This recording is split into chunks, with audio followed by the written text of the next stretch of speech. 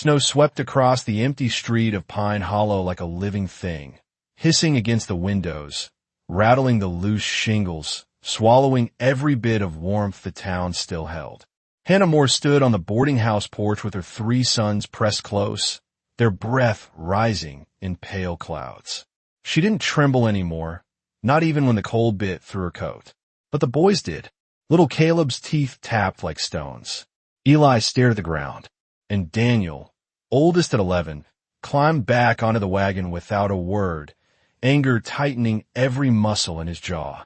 The door slammed in her face. Snow gathered on their shoulders.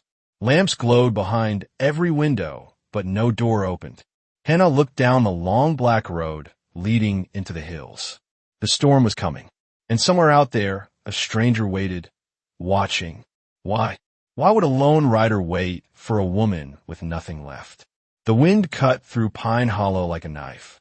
Hannah pulled Caleb closer, tucking the blanket tighter around his small body.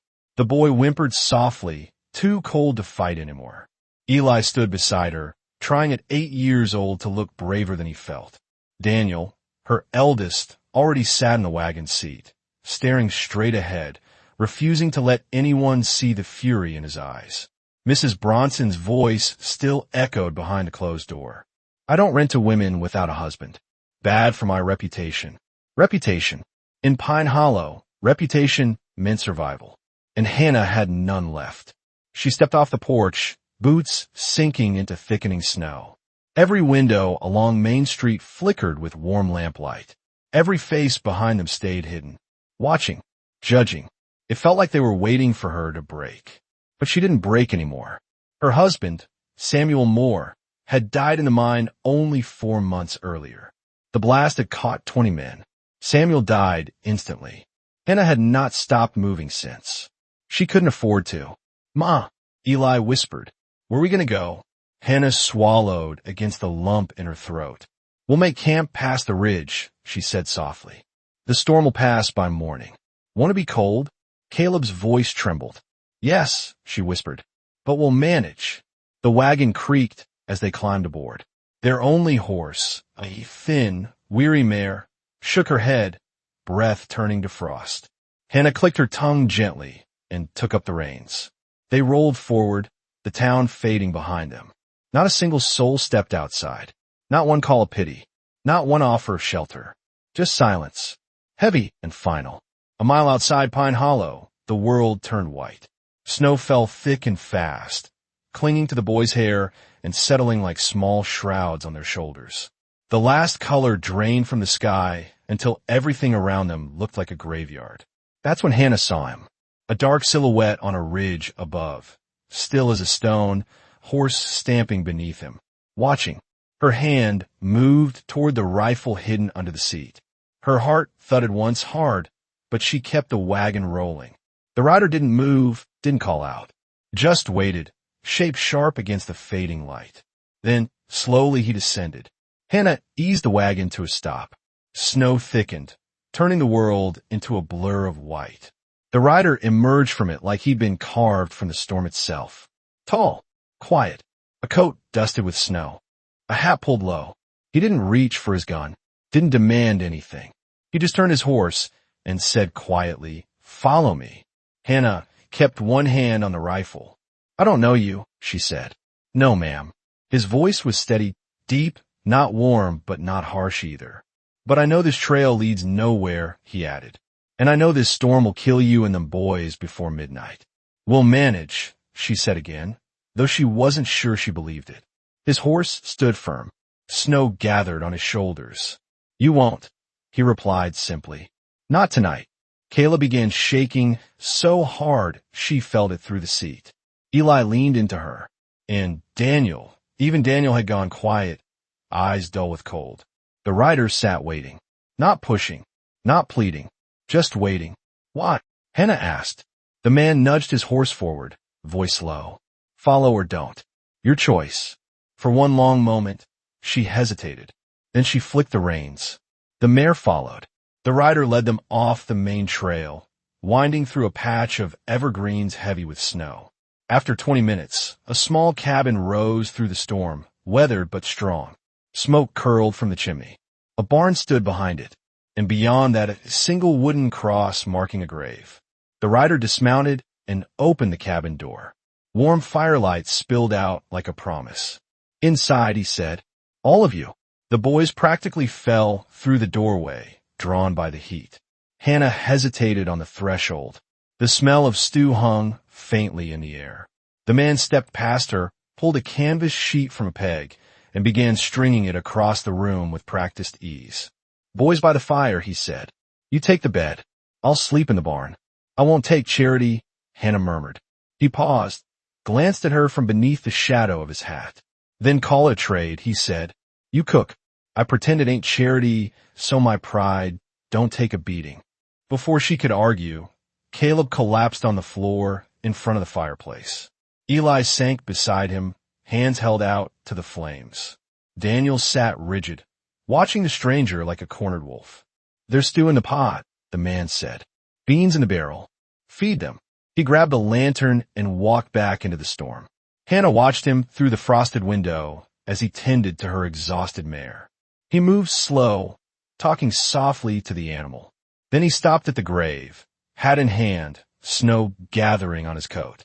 A man who'd forgotten how to come inside. Hannah turned away, ladling stew with shaking hands. Behind her, the boys slowly thawed, drifting into exhausted sleep. And outside, the storm raged on. The storm raged through the night, pounding against the cabin walls like a living beast trying to get in. Inside, the fire cracked and breathed warmth over the boys, their small bodies curled beneath borrowed quilts. Hannah sat awake long after they slept, listening to the wind claw at the chimney. Near dawn, the cabin door creaked open. The rider stepped inside, snow thick on his shoulders. He closed the door gently, careful not to wake the boys. Quiet settled around him, the kind of quiet men carry after too much loss. "You didn't have to stay in the barn," Hannah whispered. He removed his gloves slowly, fingertips red from cold. "Didn't mean to make you uneasy, ma'am." "You didn't." She hesitated. "You saved our lives." "Storm saved you," he said. "It pushed you the right direction. I only pointed." He moved toward the kettle, poured hot water into a tin cup, and sat near the canvas divider. He didn't face her, didn't ask questions, didn't push. Just sat, shoulders bowed, hands wrapped around the cup like he needed the heat more than anyone. Hannah watched him in the dim firelight. A man who barely spoke. A man who waited before acting. A man carrying ghosts. "What's your name?" she asked softly. He hesitated for a breath. "Luke McAllister." The name settled warm and heavy in the quiet. "Steady. Name. Mountain name." "I'm Hannah," she said. "Hannah Moore. And these are my boys, Daniel, Eli, and Caleb." Luke nodded once. "Good boys." Caleb stirred in his sleep at the sound of Luke's voice, small hand reaching unconsciously toward him. Luke froze. Something tight flickered across his face, a quick old pain he tried to hide. That's when she noticed the grave outside through the window. The snow had drifted high around it, but the wooden cross still stood clear. 2 names, 2 years carved. Hannah swallowed. "Your family?" she whispered. Luke didn't look up. "My wife and my little girl." Hannah felt the air shift, sharp and tender all at once. "I'm sorry," she said. He nodded once, jaw tight. Storm took him. Fever and storm together. "I got to town too late." Hannah's breath caught. Her hand moved to her own chest, fingers curling into her shawl. She understood that kind of regret, the kind that gnaws and never quite goes silent. "We all lose someone," she said quietly. He stared into the fire. Some losses stick. The boys stirred again, murmuring in their dreams. The sight softened something rigid in Luke's expression. He stood, pulled a blanket higher over Eli's small shoulders, then stepped back as if worried he'd crossed some line. Hannah watched him gently, the way a woman watches a man who doesn't know how to accept kindness. "Luke," she said softly, "you don't have to be afraid of us." He stilled, completely. Then he shook his head, slow and rough. "I ain't afraid of you, ma'am." But his eyes said otherwise. He feared caring again. He feared losing again. He feared failing anyone the way he believed he failed the wife and child sleeping beneath the snow outside. Hannah didn't push. She just offered a quiet nod, something like understanding. The storm eased near noon. Sunlight broke through thick clouds, turning the snow outside into a glittering blanket. Steam rose from the cabin roof. The world slowly thawed. Luke stepped out after breakfast to chop wood. Daniel followed him. The boy didn't ask permission. Luke didn't refuse him. Daniel watched as Luke split log after log, movements precise, controlled. "You used to teach someone?" the boy asked. Luke paused mid-swing. "My little girl. She liked to help." Daniel shifted, eyes dropping. "I never got to help Pa. He was always working." Then the mind blew. Luke set the axe aside, studying the boy quietly. "You think you got to be the man now?" Daniel lifted his chin. "I'm a man now." Luke's silence was long and heavy. Then he stepped behind Daniel, placed the axe in the boy's hands, and guided his grip. "Let me show you something," he murmured. "Men don't have to carry everything alone." Daniel's breath shook. Luke guided the swing. The log split clean. Daniel looked up, eyes bright with something between pride and a breaking dam. Again, Luke said gently. Inside, Hannah watched from the window, watched the man who had saved them begin to stitch her boy back into childhood. It struck her hard enough to steal breath. The loneliness in Luke was real, but so was the gentleness. The kind of gentleness men didn't brag about, the kind that comes from surviving the worst. By late afternoon, the storm had passed completely. The sky stretched wide and blue above the clearing. Steam rose from the barn roof. Birds returned to the branches. Luke stood on the porch step, tightening the last of a repaired hinge when Caleb toddled toward him holding a pile of small kindling. "For the fire," the boy whispered. Luke froze again, as if small kindness hurt as much as wounds. He knelt slowly. "Thank you, Caleb," he said, his voice softer than Hannah had ever heard. Caleb climbed onto his knee without fear. Luke stiffened, then slowly allowed it. He looked toward the grave, toward the cabin, toward Hannah, who stood in the doorway watching him with quiet gratitude. The winter sun dipped low behind a ridge. And for the first time in years, Luke McAllister wasn't alone. The cold came down harder the next morning, the kind of cold that turned breath to frost before it left the mouth. Snow glittered across the clearing like crushed glass. The cabin chimney sent up a thin ribbon of smoke that curled into the pale sky. Inside, the fire crackled steady. Warm. Safe. For the first time in a long while, Hannah felt the quiet wasn't dangerous. Luke moved around the cabin with careful steps, as if afraid to disturb the peace. He patched a window seam, tightened a hinge, repaired a loose floorboard. Every chore done silently. Every motion deliberate. He didn't hover. He didn't intrude. But he didn't leave, either. Eli watched him from the table, chin resting in his hands. "He fixes stuff like Pa used to," the boy whispered. Hannah swallowed hard. "Luke's just helping, sweetheart." Eli nodded, but his gaze didn't leave the man by the door, a man who carried loss like a second shadow. By midday, the wind calmed. A soft afternoon light filled the cabin. Caleb colored in the corner with a broken pencil Luke had sharpened. Daniel practiced reading the words Hannah wrote on small scraps of paper. Luke sat on the floor near the hearth, mending one of the boys' boots. His hands were large, worn, scarred, but steady. Gentle. Surprisingly gentle. "You don't have to do all of that," Hannah said as she stirred a pot of beans. "Not doing much," Luke murmured. "You're doing more than most men ever have." He paused, boot in hand, head slightly lowered. For a heartbeat, she thought he might respond, open up even a little. But he just nodded and went back to stitching. Still, she'd seen it. A flicker, a softening around his eyes. He wanted connection, even if he didn't know how to ask for it. That evening, the wind returned, whispering against the windows like restless fingers. The boys huddled near the fire, telling stories about their pa, hunting trips, jokes he used to tell, the time he'd fallen into a creek and blamed the mule. Luke sat in his corner, carving a small wooden shape. He didn't look up, but he listened. Hannah could feel it. He wasn't just hearing stories. He was remembering his own. When the boys finally drifted to sleep in a tangled pile of blankets, Hannah stepped outside to shake out the stew pot. The night hit her like a wall, sharp, freezing, silent. Luke followed her out, closing the door behind him. "You shouldn't be out here alone," he said quietly. She gave him a tired smile. "I've been alone a long time, Luke." He looked at her then, really looked, and something shifted between them. Not romance, not longing, something deeper than either. Respect, recognition, warriors who survived grief the same way. Luke's breath fogged in the cold. "You're strong," he murmured. "So are you." "No," he said softly. "I'm something else." She tilted her head. "What do you mean?" He stared at the woods, at the dark, at the place where memories waited. "When fever took my little girl," he said slowly, "I broke. Folks think I went quiet because I'm mean or strange, but the truth is," he swallowed, "I didn't know how to be alive anymore." Hannah stepped closer, her boots crunching softly in the snow. "Luke," she whispered, "losing your family didn't make you weak. It made you human." For a long moment, he didn't breathe. Then, barely, he nodded. Just once. Like a man accepting a truth he'd run from too long. They stood there together beneath the cold Wyoming moon, two shadows in the snow.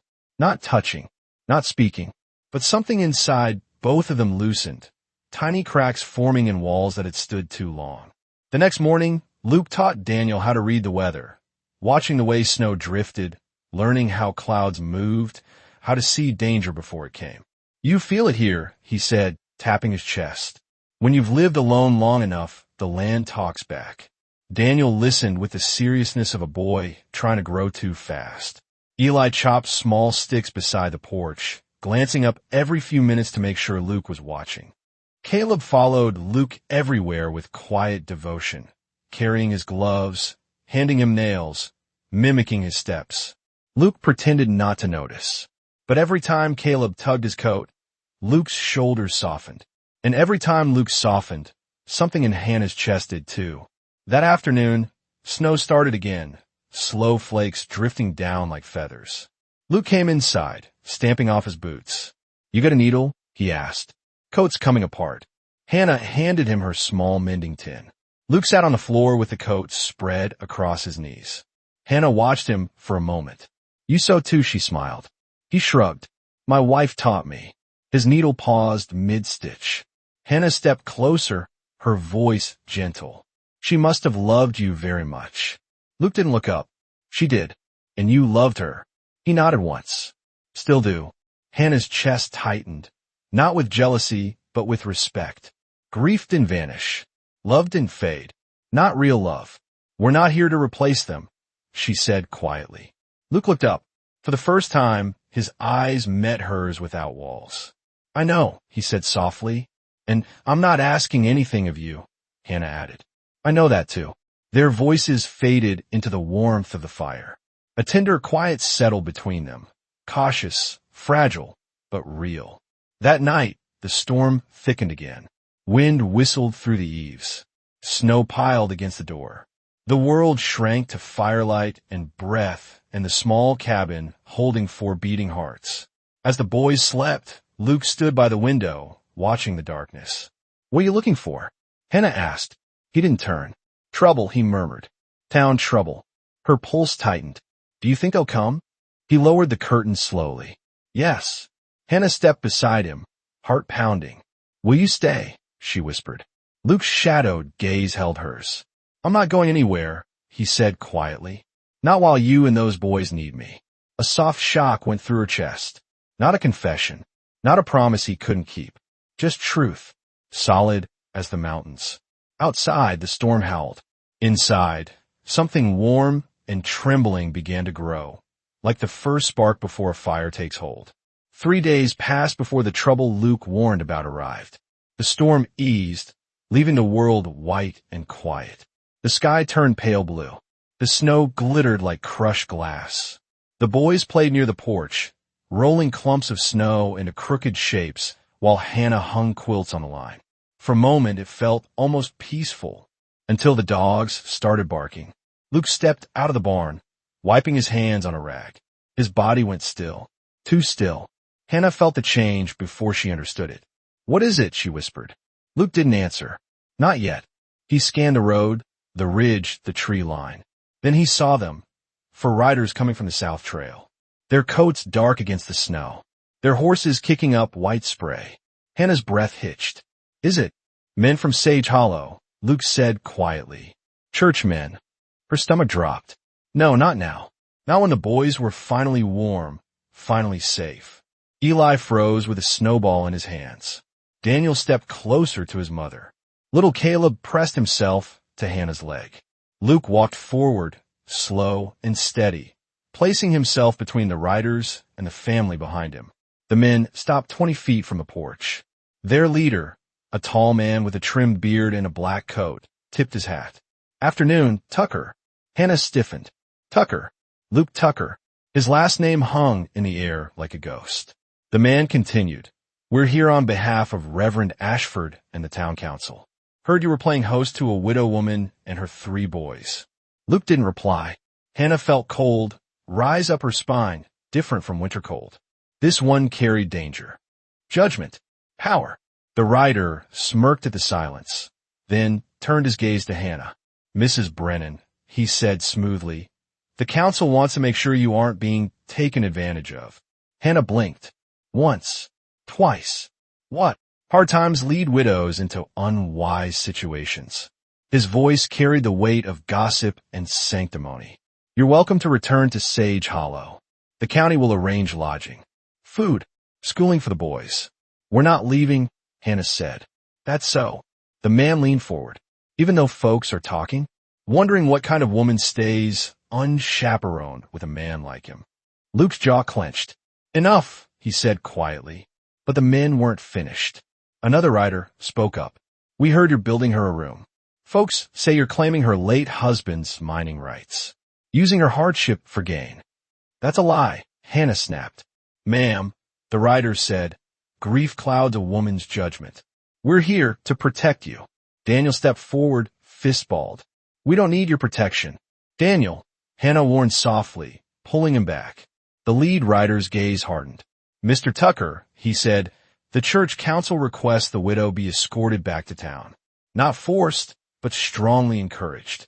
Luke took one step forward, a single controlled step, placing himself fully between them and the family behind him. She's staying until spring, he said. Boys too.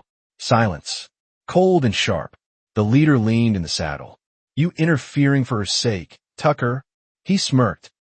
Because you're too broken to know better? Luke didn't move, didn't blink, but Hannah saw his breath falter, saw that comment cut somewhere deep. The leader pressed on. Man like you shouldn't play father to another man's sons. Hannah's heart stopped. Luke didn't speak. He didn't need to. His stillness said enough. It said he was one breath away from violence. The leader finally straightened. You've been warned, he said. You keep them here, you'll answer for it. Then he turned his horse sharply. Let's ride. Snow kicked up as the men disappeared back down the trail. The world stayed silent for a long moment. Snowflakes drifted slowly. Wind brushed the treetops. The boys stood frozen near the porch. Hannah's hand covered her heart. Luke didn't turn around. He stood in the yard, shoulders tight, breath visible in short bursts. Luke, Hannah whispered, stepping off the porch. What did he mean about you being don't? Luke said softly. Not yet. She stopped, not out of fear, out of respect. Luke stared toward the ridge for a long time, as if tracking ghosts. Finally, he exhaled. I knew they'd come, he said. Didn't know they'd bring blades that sharp. Hannah swallowed hard. They're trying to scare us. No, he said quietly.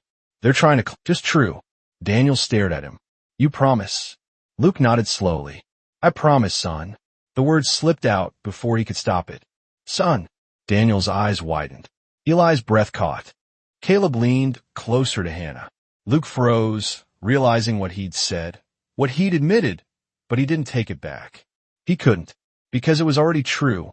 He cared for them, all of them, more than he meant to, more than he'd ever expected. Hannah felt her throat tighten, not with fear, but with something warm, something dangerous, something she didn't dare name yet. Luke stood again. Tomorrow, he said, I go into town. Hannah's heart lurched. Luke, they're talking in council meetings, he said. If I don't stand up now, they'll tear this apart before it ever has a chance. Let me go too, she whispered. No, he said. I'll handle them. Hannah swallowed. You'll need your strength for that. Luke nodded, then reached for his coat again.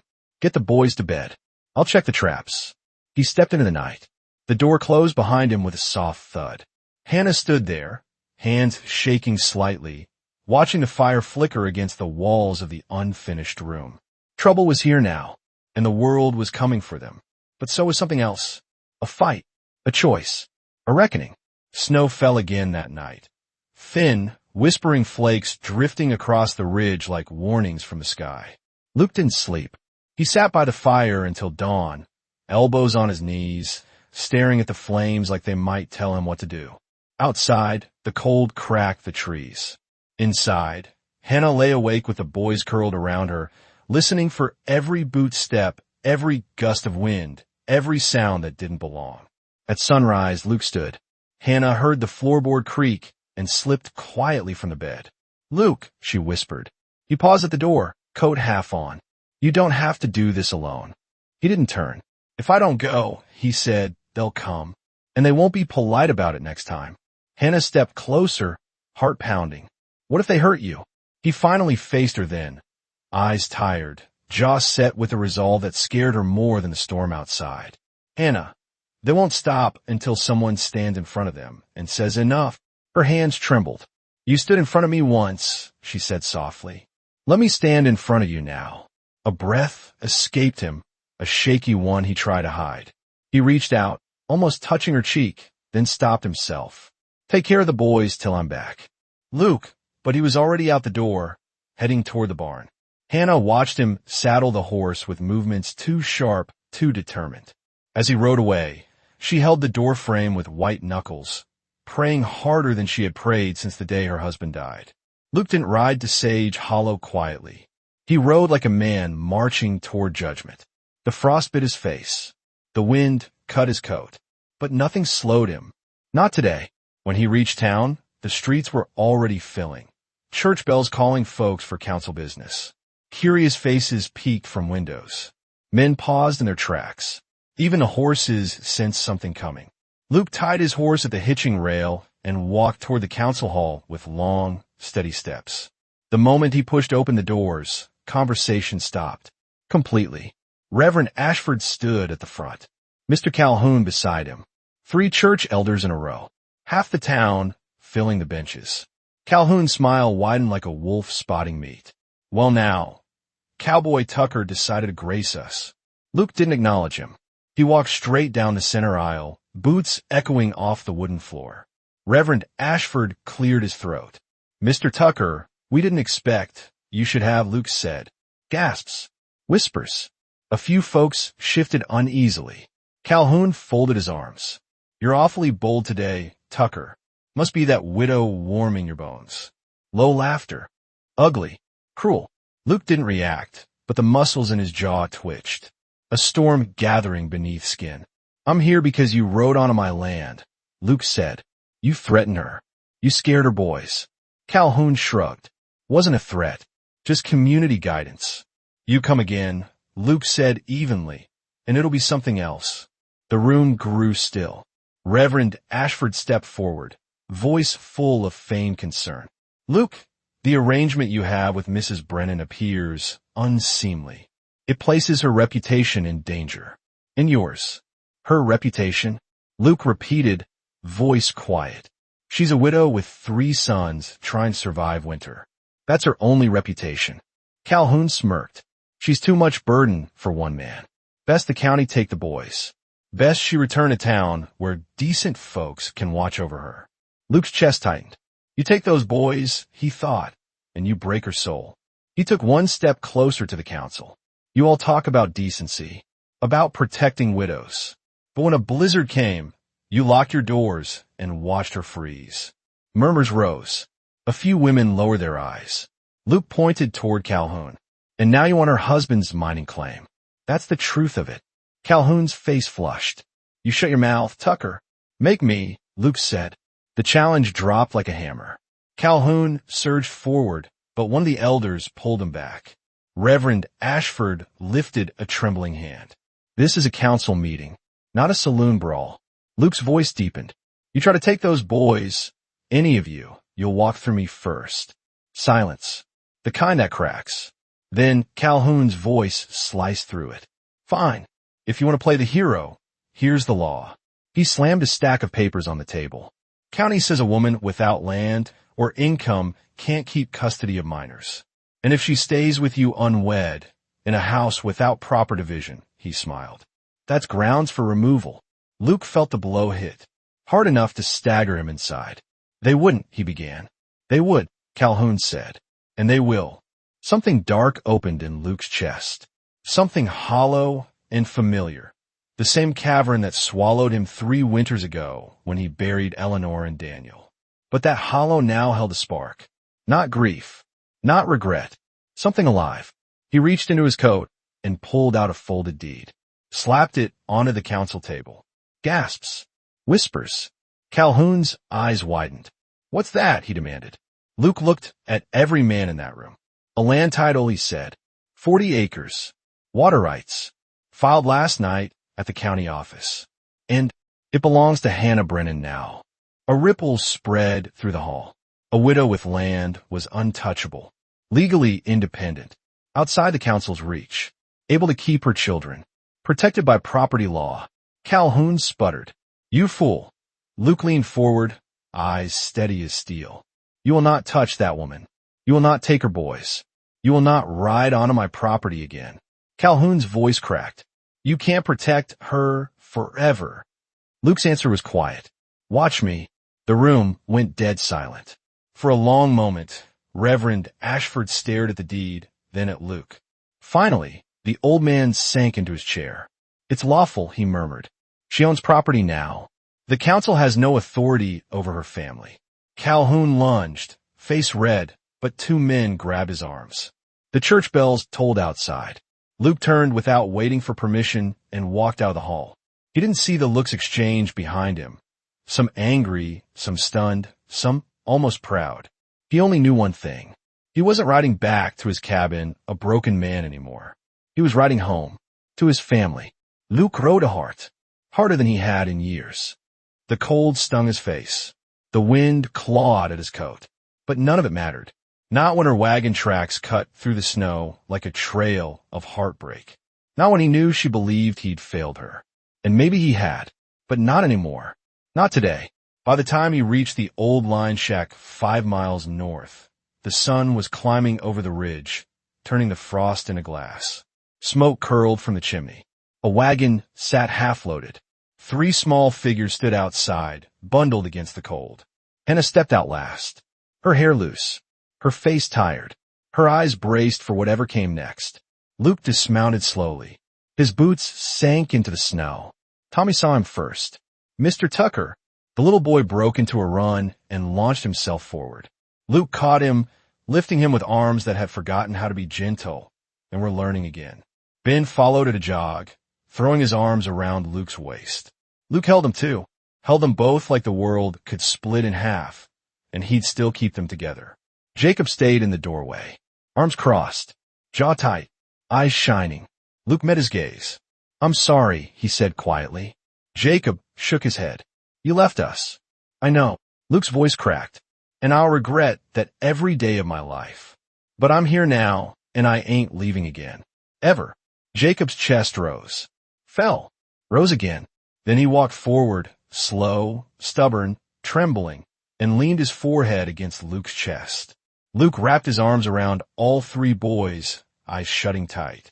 For a moment, the world stood still. Then he looked up. Hannah hadn't moved. She stood near the shack, arms around herself, trying hard not to believe what she wanted to believe. Luke set the boys down gently and walked toward her. Hannah, he said softly. She didn't look at him. You didn't defend us, she whispered. Not when it mattered. I was scared, he said. Scared of losing you. Scared of failing again. Scared of trying to protect another family and watching them die the way mine did. She finally looked at him then, eyes bright with hurt. So you stayed quiet? Let them talk about me like that. Luke swallowed hard. My silence was a bigger sin than any lie they told. A long silence passed between them. Then he reached into his coat and handed her the deed. The transfer papers. Her name written clean across the top. She stared at it. Her breath caught. Luke, this you gave me Moses' land? It's yours. His voice was steady now. Strong. True. You own 40 acres. Water rights. A home. No council can take your boys. No man can run you off. He took a breath. Slow. Fearless. Whether you want me in that home or not is your choice. But the land, that's yours. Always. Hannah looked up at him, tears gathering. You stood up in front of the whole town? She whispered. Yes. And you told them what? Luke stepped closer. Close enough to feel her breath in the cold morning air. I told them you're mine, he said softly. And I'm yours. And I'll stand with you till the ground takes me. Her hand shook. She reached slowly into her pocket and pulled something out. The ring. The one she had left behind on his table. She slid it back on her finger. Then make it real, Luke Tucker. A breath left him, half sob, half laughter. He cupped her face gently, reverently, like she was something sacred. And he kissed her. Not desperate, not hurried, but steady, grounded, honest. A kiss that said, you're safe now. You're home now. We both are. The boys hooped and hollered behind them. Tommy covered his eyes. Ben cheered. Jacob pretended to scowl, but he didn't move away. 3 months later, spring broke across the valley with fierce beauty. Wildflowers climbed the slopes. Creeks thawed and sang. The cabin stood taller now, expanded, mended whole. 2 proper rooms for the boys. A porch for Hannah. A barn rebuilt stronger than before. Hannah tended a garden of early peas and onions. Ben chased chickens barefoot. Tommy clutched the wooden horse Luke carved and followed him everywhere. Jacob learned to ride. Luke taught him every morning, patient, proud, like a man learning fatherhood with each sunrise. Old Moses performed the wedding under the cottonwoods by the creek. Simple words, clear vows, no fuss, just truth. Hannah wore wildflowers. Luke's hands shook when he said, I do, but his voice didn't. Half the town came to watch. Some out of guilt, some out of respect, some because love, real, honest love, is rare enough to witness. Calhoun was long gone. His schemes exposed. His influence broken. The valley belonged to the living again. That evening, as the sun went down in golden fire, Luke and Hannah stood in the cabin doorway. Tommy slept inside. Ben cheesed fireflies.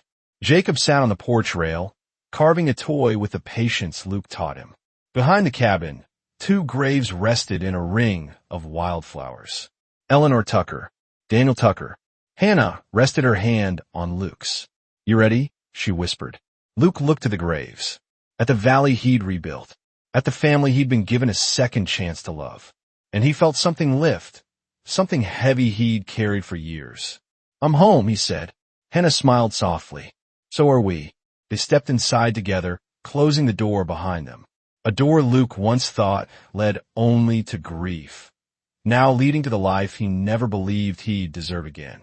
If you felt this tale in your heart, don't forget to like, share, and subscribe to Wild West Emotional Tales, where every story rides through the dust, the danger, and the kind of love that never dies. See you in the next tale, partner.